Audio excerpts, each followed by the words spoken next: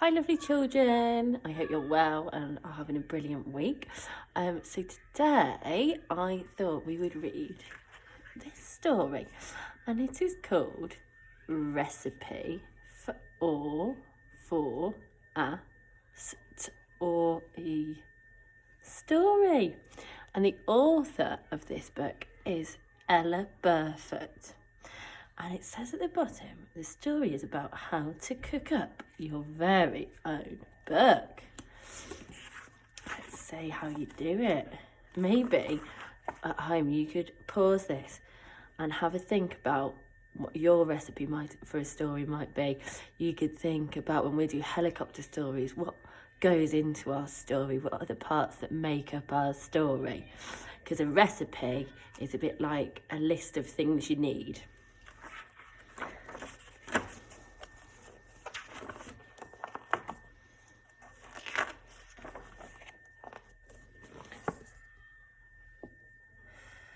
I am going to cook a book.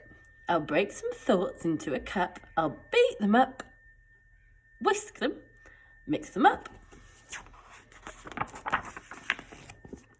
I'll weigh out the words, just enough. Choosing the right ones can be tough. The small ones go into the pot and what? I'll drop some big words from a height. Elephant, crocodile, dynamite.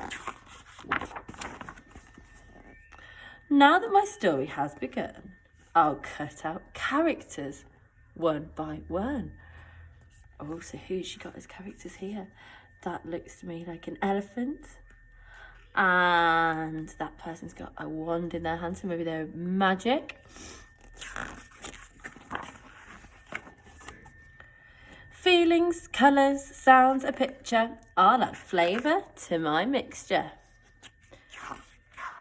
Zap, magic words, sad words, giggly words, loud and noisy words. I'll add a watery word or two.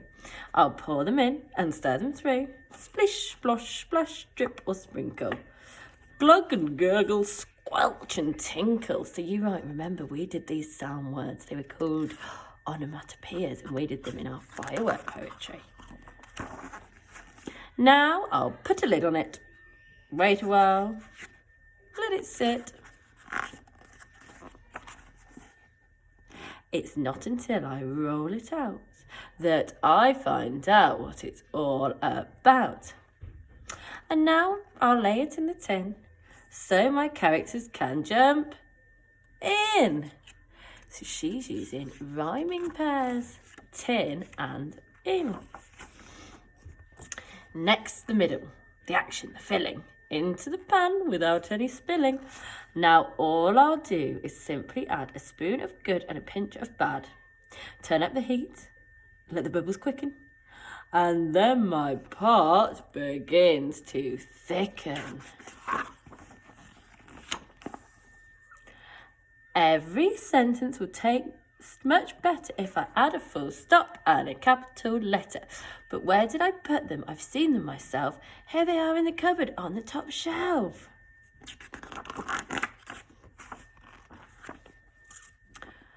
Lastly, the ending. I'll press it down and add decoration all around. I will glaze it with happiness. Leave it to cook. Then bake it, brown it, and finish my book.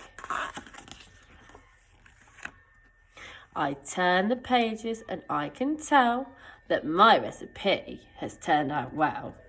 I've done everything that I need to make my story a delicious read.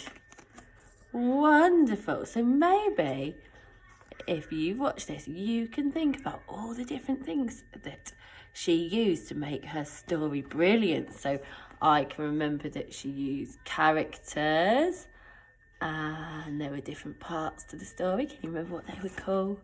The beginning, the and the and she used some sound words, which I liked. Maybe you can have a go at writing your very own recipe for a story. Brilliant. Well done.